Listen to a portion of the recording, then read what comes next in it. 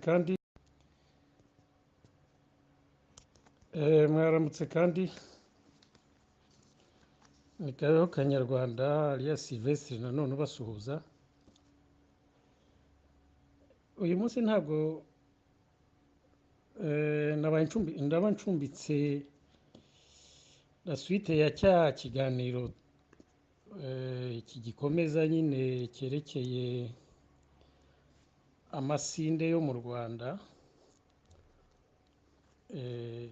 ashobora kuzadushora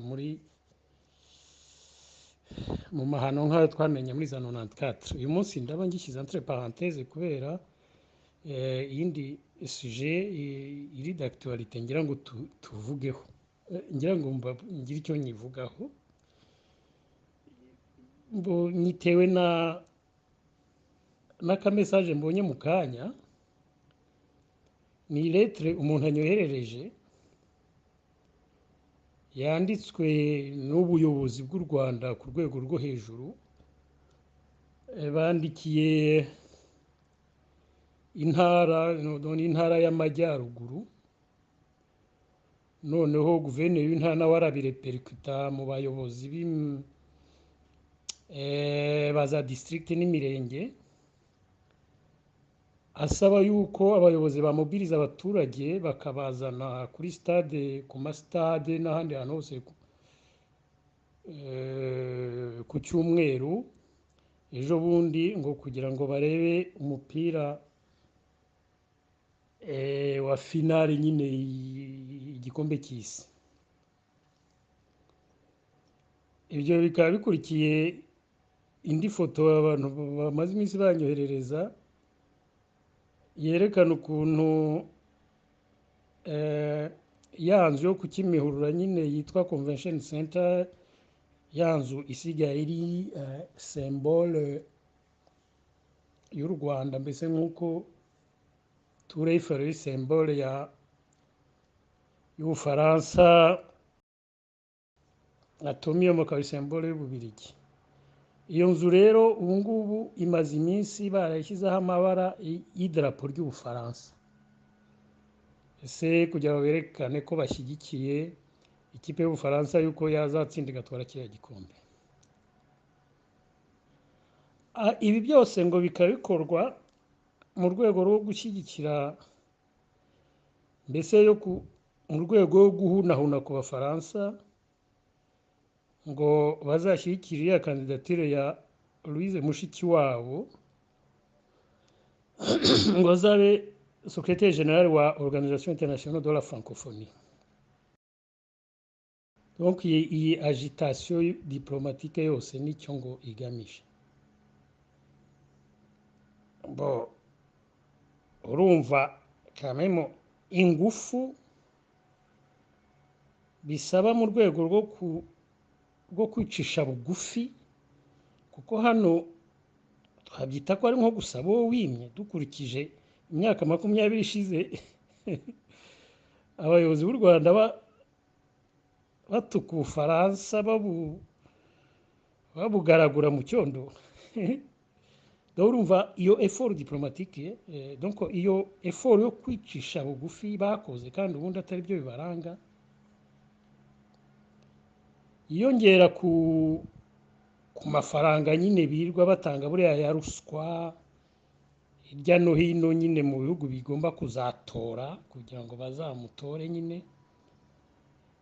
no muri za media nka za Jeune Afrique kugira ngo bakore publicité ye n'ibiki bifaranga byose birirwa batanga, na za mission diplomatique zose birirwa bohereza ku isi hose. Mwibaza ibyo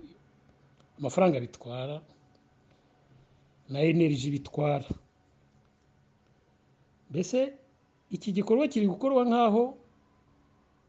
ingufu ziri gushyirwamo ni nk'aho itorwa ry'uyu mudamu kuyobora OIF imyaka sinzi niba ari 3 cyangwa 5, wagira ngo c'est une question de vie ou de mort pour le régime rwanda cyangwa ku Rwanda. Kandi si ubwa mbere nyine, il y a un précédent, hari ibindi, si ubwa mbere n'ubwa kabiri cyangwa icyo nibuka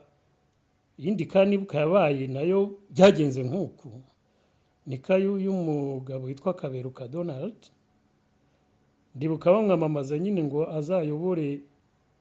Banque Africaine de Développement icyo gihe nabwo yari ministre muri guverinoma ministre des finances ko nabyo byagenze nk'uku toutes choses égales par ailleurs bitwara amafaranga atagira ingano navuga ko yashoboraga nko kubaka centre de santé nka 32 mu Rwanda Kaberuka aragenda ategeka imyaka 10 Banque Africaine de Développement nta bira n'imwe yigeze ikorwa maze kuvaho ngo abanyarwanda bamenye icyo iyo investment yose yakozwe icyo gihe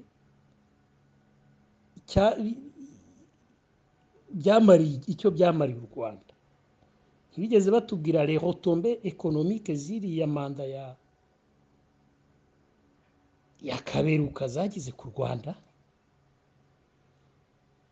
ntibigeze batubwira les retombées politiques ahangaha ndi buhagarukaho ni naryo pfundo ry'iki kiganiro ndi kubaha yewe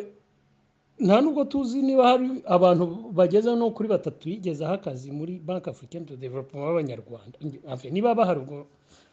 byamfasha abantu babambwiye aha rero ikibazo ntago ari uko bakora biriya kuko biriya n'ahandi hari ibindi bihugu byo ku isi bikora ibintu nka biriya donc guplace abantu bagakora effort kugira ngo baplace abantu babo muri za organisme zikomeye kugira ngo ubake za ambassade ahantu hose ku isi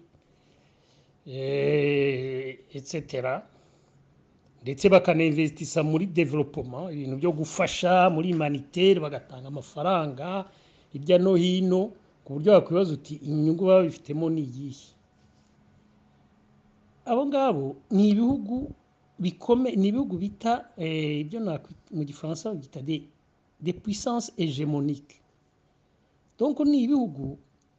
kubera ubukomere bwabo ubuhangange bwabo baba ari abantu badevelopye kubera ubushobozi bafite bakadeploya les ressources zabo ku isi hose kugira ngo bakontrole isi uko bashoboye kose kuko babifitiye ubushobozi noneho bizana inyungu ku bihugu byabo kuko baba bafite des intérêts ku isi hose tuvuye bafite za entreprise zikomeye ziba ziri ku isi hose bafite za base militaire ahantu hose bafite donc bafite nuza ekonomi yabo ingabo zabo umuco wabo uburi projeté ku isi hose noneho bikaza niyo mpamvu iyo bakora ibintu nk'ibi bo babishyiramo investment kubera ko bituma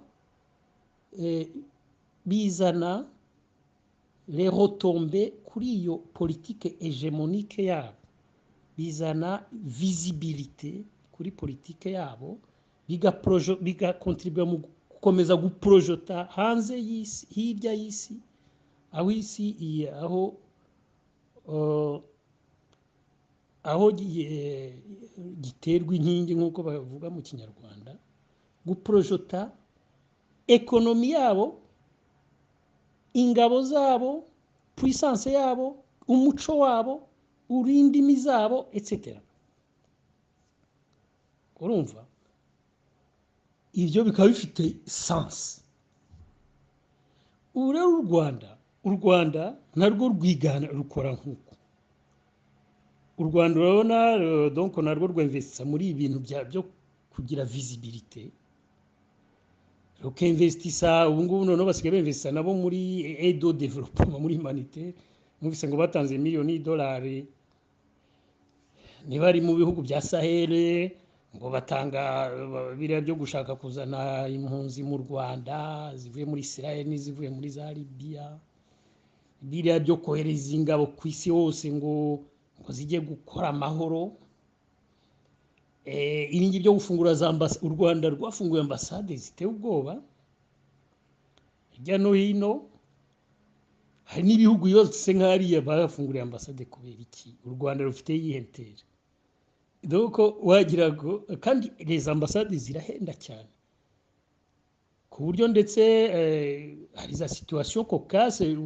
tujya twumva yuko za ambasade zimwe na zimwe z'u Rwanda hirya no hino abakozi badahembwa, ari ibintu dramatique. Ukibaza impamvu nk'izo za ambasade bazifunguye. Ibyo byose ukabona ko bisa naho hari politique de projection hégémonique u Rwanda rwiyangajemo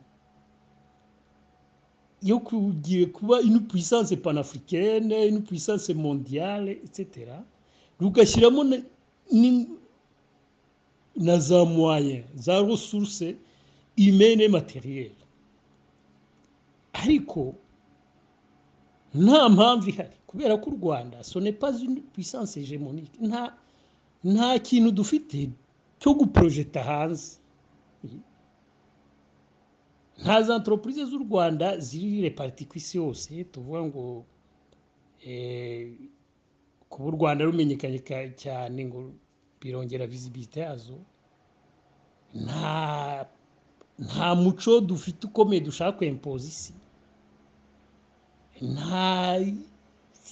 Sinzi icyo umuntu yibaza ikintu bigamije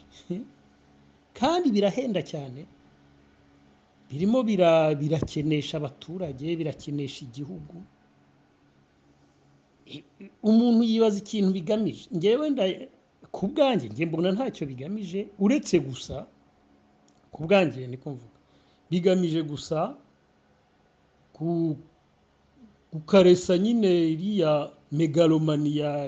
y'umwami w'u Rwanda nyine Perezida Kagame, kugira ngo bajye bavuga gusa ngo ni umuntu ngo w'agahangange. Ariko rero ibyo bintu bitangiye gukabya. Ndagira ngo ngewe je lance ce débat mu bitekerezo, namwe muzanyoreza ibitekerezo uko mubona niba biriya bintu u Rwanda rubifitemo inyungu. Wenda nge ntazi, muzayimbwire, ntegereje reaction zanyu. Niba kandi ntabihari nimureke duhaguruke tubirwanye kandi uwari wese abirwanye, kuko n'uwitwa ngo ashyikiye ubutegetsi, buriya butegetsi burimo buramuhemukira. Okay, ngaho rero murakoze, naho utaha murakabaho.